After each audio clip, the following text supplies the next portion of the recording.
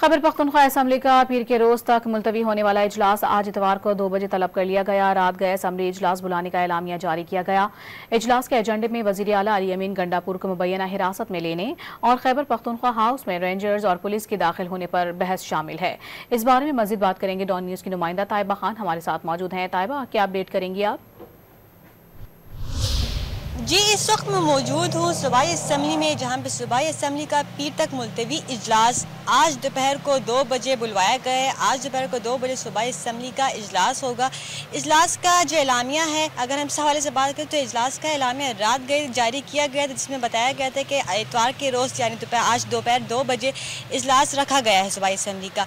दोपहर 2 बजे तक जो है तो तमाम मेंबर्स यहाँ पे आना शुरू होंगे और उसके बाद इजलास शुरू किया जाएगा। अगर हम बात करें सूबाई असम्बली को में आज दोपहर को 2 बजे होने वाले इजलास के एजेंडे के हवाले से, तो आज के एजेंडे में वज़ीर आला खैबर पख्तूनख्वा अली अमीन गंडापुर की मुबैना हिरासत के साथ साथ खैबर पख्तूनख्वा हाउस में रेंजर्स और पुलिस एहलकार के दाखिले के हवाले से भी बहस शामिल होगी।